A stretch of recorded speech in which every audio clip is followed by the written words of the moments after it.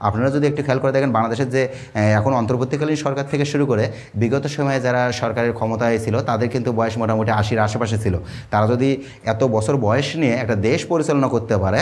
বন্ধুরা, সরকারি চাকরিতে প্রবেশের যে বয়সসীমা রয়েছে সেই বয়সসীমা ৩৫ কেন করা হচ্ছে না, কত বছর করা হচ্ছে, সেই বিষয়গুলো নিয়ে বিস্তারিত থাকছে আজকের এই ভিডিওতে। এখানে কিছু কোশ্চেন নেওয়া হয়েছে, যে কোশ্চেনগুলোর অ্যান্সারগুলো দেওয়া হবে। পাশাপাশি আপনাদেরকে একটু জানানোর দরকার যে আসলে সরকারি চাকরিতে বয়সসীমা ৩৫ কেন করা হবে না, সে সম্পর্কে সরকারের মত কী সেটি সকলেরই আপনাদের জানা উচিত। চলুন আমরা জেনে নিই। প্রথমত বিষয় হচ্ছে কি, সরকারি চাকরিতে প্রবেশের বয়সসীমা ৩৫ বছর করার কোনো পরিকল্পনা নেই সরকারের। একথা জানিয়েছেন জনপ্রশাসন মন্ত্রী। জনপ্রশাসন মন্ত্রী বলেন, চাকরিতে প্রবেশের বয়সসীমা বৃদ্ধি করা হলে বিভিন্ন পদের বিপরীতে চাকরি প্রার্থীর সংখ্যা ব্যাপক হারে বৃদ্ধি পাবে। ফলে নিয়োগের ক্ষেত্রে আরও বেশি প্রতিযোগিতা সৃষ্টি হতে পারে। এতে করে ৩০ বছরের কম বয়সী প্রার্থীদের মধ্যে হতাশার সৃষ্টি হতে পারে। বর্তমান শিক্ষা প্রতিষ্ঠানে সেশন জট নেই বললেই চলে। আগে বিশ্ববিদ্যালয়ের বিভিন্ন শিক্ষা প্রতিষ্ঠানে বড় ধরনের সেশন জট থাকলেও বর্তমানে উল্লেখযোগ্য কোনো সেশন জট নেই, একথা বলেছেন জনপ্রশাসন মন্ত্রী। তিনি আরও বলেন, শিক্ষার্থীরা ১৬ বছরে এসএসসি সহ ২২ থেকে ২৩ বছরে স্নাতকোত্তর ডিগ্রি লাভ করে থাকে। চাকরিতে প্রবেশের সর্বোচ্চ বয়সসীমা ৩০ বছর হওয়ার ফলে স্নাতকোত্তর ডিগ্রি অর্জনের পরও তারা চাকরিতে আবেদনের জন্য কমপক্ষে ৬ থেকে ৭ বছর সময় পেয়ে থাকেন। এছাড়াও ৩০ বছর বয়সসীমার মধ্যে একজন প্রার্থী আবেদন করলে নিয়োগ প্রক্রিয়া সম্পূর্ণ হতে ২-১ বছর সময় লেগে যায়। ফলে চাকরিতে যোগদানের জন্য ন্যূনতম বয়স ৩০ বছর থেকে ৩৫ বছর করার যে দাবি করা হচ্ছে, প্রকৃতপক্ষে তার কাছাকাছি পর্যায়ে সময় লাগে। পাবলিক সার্ভিস কমিশনের রিপোর্টের প্রসঙ্গ টেনে মন্ত্রী বলেন, ৪৩তম বিসিএস পরীক্ষায় বিভিন্ন স্তরে উত্তীর্ণ প্রার্থীদের বয়স ও জেন্ডারভিত্তিক পরিসংখ্যান অনুযায়ী কম বয়সী ২৩ থেকে ২৫ সুপারিশকৃত প্রার্থীদের সংখ্যা সবথেকে বেশি ৩৭.৬৮% এবং ২৯ বছরের ঊর্ধ্বে সুপারিশকৃত প্রার্থীর সংখ্যা সবথেকে কম ১.৭১%।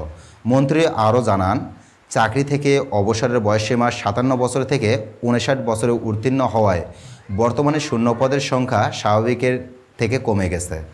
এই প্রেক্ষাপটে চাকরিতে প্রবেশের বয়সসীমা বৃদ্ধি করা হলে বিভিন্ন পদের বিপরীতে চাকরি প্রার্থীর সংখ্যা ব্যাপক হারে বৃদ্ধি পাবে। এতে নিয়োগের ক্ষেত্রে আরও বেশি প্রতিযোগিতা সৃষ্টি হতে পারে। এতে করে যাদের বয়স বর্তমানে ৩০ বছরের ঊর্ধ্বে তারা চাকরিতে আবেদন করার সুযোগ পেলেও অনূর্ধ্ব ৩০ বছরের প্রার্থীদের হতাশার সৃষ্টি হতে পারে। এসব শিক্ষার্থীদের কথা বিবেচনা করে সরকারি চাকরিতে প্রবেশের বয়সসীমা ৩৫ বছর করার কোনো পরিকল্পনা আপাতত নেই, একথা জানিয়েছেন জনপ্রশাসন মন্ত্রী।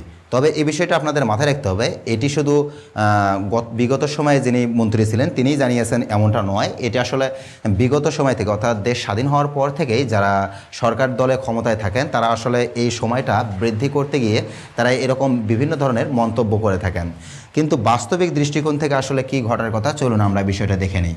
তাদের প্রধান যে ভয়টা সেটা হচ্ছে বেকারত্ব বেড়ে যাবে। যেহেতু ৩০ বছরের পর যদি ৩৫ বছর পর্যন্ত বাড়ানো হয়, তারা মনে করে যে ৩৫ বছর পর্যন্ত তাহলে একটা স্টুডেন্ট শুধুমাত্র চাকরির জন্যই অপেক্ষা করবে। এর ফলে ৩৫ বছরে গিয়েও একজন প্রার্থী বেকার অবস্থায় থাকবে। কিন্তু বাস্তবিক দৃষ্টিকোণ থেকে যদি দেখা যায়, যদি চাকরির বয়সসীমা বৃদ্ধি করা হয়, ৩০ থেকে যদি ৩৫-এ উন্নীত করা হয়, তাহলে বেশিরভাগ ক্ষেত্রে এমনটি ঘটবে যারা অনার্সে পড়তেছে বা মাস্টার্সে পড়তেছে বা অনার্স মাস্টার্স শেষ করার পর চাকরির প্রস্তুতি নেওয়ার পাশাপাশি তারা কিন্তু যে কোনো একটা পার্ট টাইম জবগুলো যেগুলো আছে, চুক্তিভিত্তিক যে জবগুলো আছে, সেই জবগুলোতে তারা কিন্তু ঢুকতে পারবে, প্রবেশ করতে পারবে এবং ঢুকে পাশাপাশি তারা লেখাপড়া করে একটা দীর্ঘ সময় যেহেতু রয়েছে, তাদের ভিতরে একটা কনফিডেন্স লেভেলটা অনেক আপ হয়ে যাবে, যার কারণে তারা বেশি পরিমাণে সময় দিতে পারবে চাকরির পরীক্ষার পিছনে বা চাকরির পড়ালেখার পিছনে। পাশাপাশি তারা একটা জব করতে পারবে, যে জবটা তারা পার্ট টাইম করবে,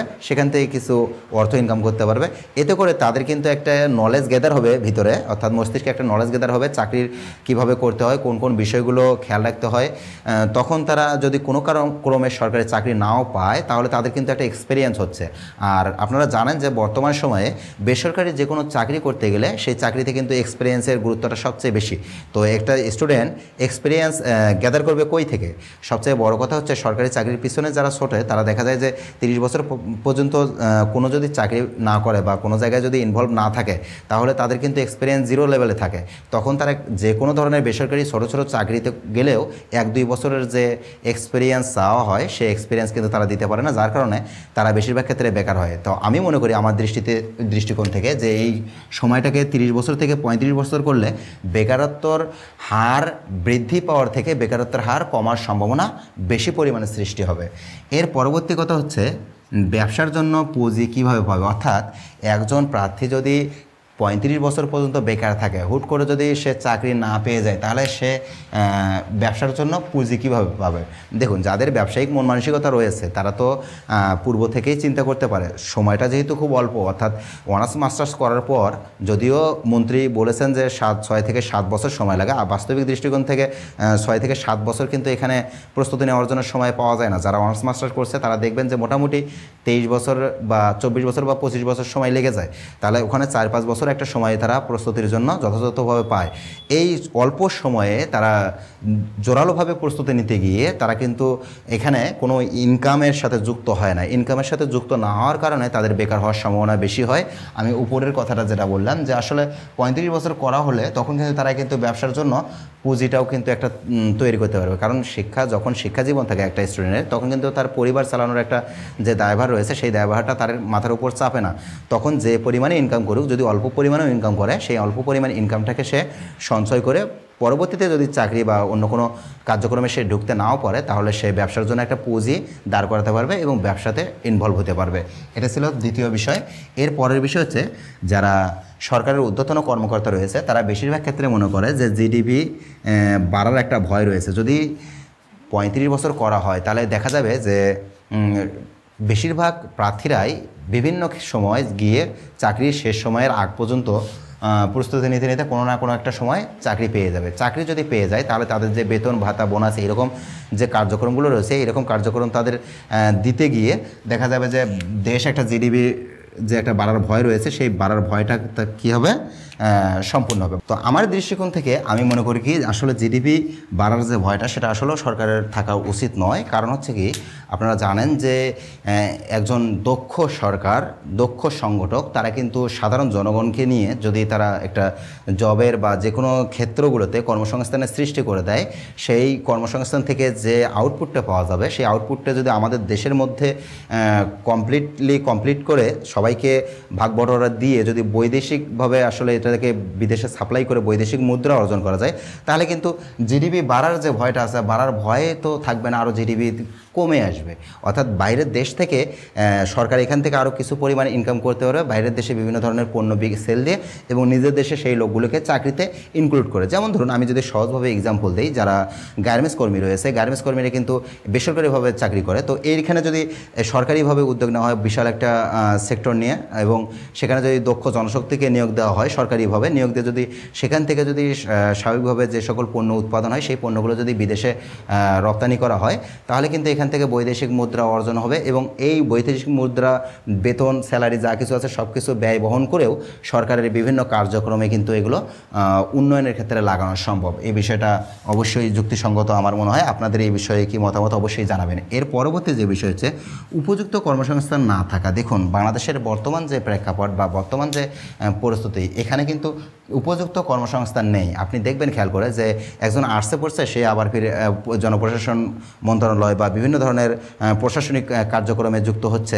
পাশাপাশি একজন সায়েন্সের স্টুডেন্টও কিন্তু সে আবার বিসিএস করার পর একজন প্রশাসনিক কার্যক্রমে যুক্ত হচ্ছে। তার মানে এখানে যারা সায়েন্স পড়ছে তারা যে বিজ্ঞান সেক্টরে বিভিন্ন কার্যক্রমে যুক্ত হবে বা যারা কমার্স পড়ছে তারা আবার বিভিন্ন হিসাবপাতির যে ক্যাশিয়ার ম্যানেজার এই জাতীয় জায়গাগুলোতে ঢুকে পড়বে, এমনটা কিন্তু নয়। তার মানে বাংলাদেশে আসলে কর্মসংস্থান কম থাকার কারণে শিক্ষা আপনি যাই অর্জন করুন না কেন আপনার আসলে চাকরির যে ক্ষেত্রগুলো রয়েছে সেই ক্ষেত্রগুলো খুবই সংকীর্ণ। তার মানে এই চাকরির ক্ষেত্রগুলোকে অবশ্যই বৃদ্ধি করা উচিত। পাশাপাশি কর্মমুখী শিক্ষার দিকে সরকারকে গুরুত্ব দেওয়া উচিত। এর পরবর্তী যে বিষয় হচ্ছে প্রবেশের বয়স বাড়ালে সমাপ্তির বয়স বাড়ানোর প্রয়োজন হতে পারে। সরকারের একটা বিশাল ভয় রয়েছে যে যদি চাকরিতে প্রবেশের বয়সই এখানে 5 বছর বৃদ্ধি করা হয় তাহলে যারা অলরেডি চাকরি করতেছে তারাও তো আন্দোলন করতে পারে, তারাও আবার দেখা যাবে তাদের সুযোগ সুবিধা চাইতে পারে। তো তাদের সুযোগ সুবিধা চাইতে গিয়ে তারা বলতে পারে যে যেহেতু এখানে চাকরিতে প্রবেশের বয়সসীমা বাড়ানো হয়েছে, তাহলে চাকরিতে যে সমাপ্তির বয়স আছে সেই সমাপ্তির বয়সটাও বাড়ানো হোক। সমাপ্তির বয়স যদি বাড়ানো হয় তাহলে তারা দীর্ঘ সময় ধরে সেই ক্ষেত্রগুলোতে যুক্ত থাকবে। দীর্ঘ সময় ধরে ক্ষেত্রগুলোতে যুক্ত থাকলে এই পরিমাণ স্যালারি তারা কিভাবে দেবে, এবং পাশাপাশি তারা মনে করতেছে যে আসলে পরবর্তীতে যে নিয়োগ দেওয়া হবে সেই নিয়োগের ক্ষেত্রে এখানে প্রার্থীর সংখ্যা কম হয়ে যাবে। আসলে বাস্তবিক দৃষ্টিকোণ থেকে যদি প্রবেশের বয়সসীমা বাড়ানো হয়, সমাপ্তির বয়স তো বাড়ানোর প্রয়োজন নেই, কারণ একটা দেশের যখন অধিকাংশ মানুষ দীর্ঘ সময় ধরে একটা সরকারি চাকরি করবে, করার পর তারা কিন্তু একটা রিটায়ারমেন্টে চলে গিয়ে তারা বিভিন্ন ধরনের কার্যক্রম, সংসারের ছোট ছেলে মেয়েদের সাথে বা নাতিপুতির সাথে তাদের জীবনযাপন কাটাবে, এরকম তারা চিন্তা চেতনা করবে। সুতরাং তাদের কিন্তু আর বাড়ানোর দরকার নেই। বিশেষ করে 59 বছরের যে সময়সীমাটা রয়েছে, 59 বছর থেকে মনে হয় যে এটা 55 বছরে নিয়ে আসলে আরও বেশি ভালো হয়। অবশ্যই এইটা নিয়ে অবশ্য অনেকেই দ্বিমত করতে পারেন, কিন্তু বাস্তবিক দৃষ্টিকোণ থেকে যদি বাড়ানোও হয়, যদি 59 থেকে 65ও করা হয়, একটা বিষয় মাথায় রাখবেন, একজন প্রার্থী একটা জায়গায় দীর্ঘ সময় সার্ভিস দিলে সে কিন্তু সেই জায়গার দক্ষ হয়। তার মানে বয়স বৃদ্ধির সাথে সাথে তার কিন্তু দক্ষতা অবশ্যই বাড়বে। আপনি যদি মনে করেন যে একজন মানুষ 65 বছর হলেই সে তার পরিপূর্ণ আউটপুট দিতে পারবে না, না, আসলে বাস্তবিক দৃষ্টিকোণ থেকে তা হতে পারে না। আপনারা যদি একটু খেয়াল করে দেখেন, বাংলাদেশের যে এখন অন্তর্বর্তীকালীন সরকার থেকে শুরু করে বিগত সময়ে যারা সরকারের ক্ষমতায় ছিল তাদের কিন্তু বয়স মোটামুটি 80-র আশেপাশে ছিল। তারা যদি এত বছর বয়স নিয়ে একটা দেশ পরিচালনা করতে পারে, তাহলে একজন 65 বছর বা 60 বছরের মানুষ অবশ্যই তার কর্মে দক্ষতা অর্জন করে যথাযথভাবে কর্ম পরিচালনা করতে পারবে, আমার বিশ্বাস এটা। তার মানে আপনারা যারা সরকারের বিভিন্ন ক্ষেত্রে রয়েছেন তারা অবশ্যই এই বিষয়গুলো ভেবে দেখবেন, কারণ এইটা হচ্ছে সাধারণ স্টুডেন্ট, যারা সাধারণ মানুষ, তাদের মনের দাবি, প্রাণের দাবি, তাদের দাবিগুলোকে পূরণের লক্ষ্যে আপনারা কাজ করবেন। এই লক্ষ্যে আপনারা দায়িত্ব নিয়েছেন। বিশেষ করে বর্তমান যে অন্তর্বর্তীকালীন সরকার, তারা এই দায়িত্বগুলো এই লক্ষ্যেই নিয়েছে, অর্থাৎ স্টুডেন্ট, বিশেষ করে স্টুডেন্ট বান্ধব পরিবেশ তৈরি করে দেওয়ার জন্য এবং সবাইকে দক্ষ এবং তাদের যোগ্যতাকে কাজে লাগানোর জন্যই আপনারা এই জায়গাগুলোতে নিয়েছেন দায়িত্ব। এখন বিষয় হচ্ছে কি, তাহলে এখন চাকরির বয়সসীমা কত করতে পারে, এটা অনেকেই প্রশ্ন করেছিলেন, সেই প্রশ্নটার একটু উত্তর দেই। দেখুন, চাকরির বয়সসীমা কিন্তু 35 করার যে দাবি ছিল, সেই 35 করার দাবিতে তারা শান্তিপূর্ণ মানববন্ধন করেছিল। গত একটা ভিডিওতে আমি আপনাদেরকে বলেছিলাম। তো 35 করার যে দাবি ছিল, সেই দাবিতে তাদেরকে কিন্তু আবার সান্ত্বনা দিয়ে বসিয়ে রাখা হয়েছে। আর বর্তমান সিচুয়েশন এমন একটা সিচুয়েশন দাঁড়িয়েছে যে কোনো কিছু চাইতে গেলে আপনাকে আন্দোলন করতে হবে, আন্দোলনের মাধ্যমে চাইতে হবে। কি একটা পরিস্থিতি, যা সরকার নিজে নিজে ভাববে যে কোনো একটা কিছু জনগণের দরকার, সেটা আসলে সরকারি যারা কর্মকর্তা রয়েছে তারা ভুলে যাচ্ছে। তারা নিজেরা পরিসংখ্যানের মাধ্যমে দেখবে আসলে জনগণ কী চায়, সেটা না করে আসলে জনগণকে কী করতে হচ্ছে, বিভিন্ন ক্ষেত্রে বিভিন্ন জায়গাতে আন্দোলন করতে হচ্ছে। তো 35 বছর না করবে না তারা, এরকমই তাদের মোটামুটি একটা সিদ্ধান্ত আমরা যতটুকু জানতে পেরেছি। তা মোটামুটি তারা চিন্তা করতেছে, যেহেতু সাধারণ জনগণ চাচ্ছে বা চাকরি প্রার্থীরা চাচ্ছে, সুতরাং এটাকে 32 বছর করার একটা প্রচেষ্টা তারা চালাচ্ছে। হয়তো বা খুব শীঘ্রই আপনারা এরকম একটা নোটিশ পাবেন যে চাকরিতে প্রবেশের বয়সসীমা 2 বছর বৃদ্ধি করিয়ে 32 করা হয়েছে, এরকম হইতে পারে। তবে নাও হইতে পারে, কারণ যতক্ষণ পর্যন্ত পূর্ণাঙ্গ একটা নোটিশ প্রকাশ না হচ্ছে ততক্ষণ পর্যন্ত কিন্তু এই বিষয়ে একদম শিওরভাবে বলা যাচ্ছে না। আজকের ভিডিওটা আর বড় করতে চাচ্ছি না। যারা এই ভিডিওর মাধ্যমে আমার চ্যানেলে নতুন প্রবেশ করেছেন তারা অবশ্যই চ্যানেলটিকে সাবস্ক্রাইব করে পাশে থাকা বেল আইকনটি বাজিয়ে দিবেন। সরকারি চাকরি সম্পর্কিত যে কোনো ধরনের তথ্য জানার থাকলে অবশ্যই আমাদেরকে কমেন্টে জানাতে পারেন। আমরা চেষ্টা করব সেই কমেন্টের আলোকে পরবর্তী কোনো একটা ভিডিওতে আপনাদের প্রশ্নগুলোর উত্তর দেওয়ার জন্য। আজকের মতো এখানেই বিদায় নিচ্ছি। দেখা হচ্ছে আবারও নতুন কোনো ভিডিওতে। সে পর্যন্ত ভালো থাকুন, সুস্থ থাকুন। আল্লাহ হাফেজ।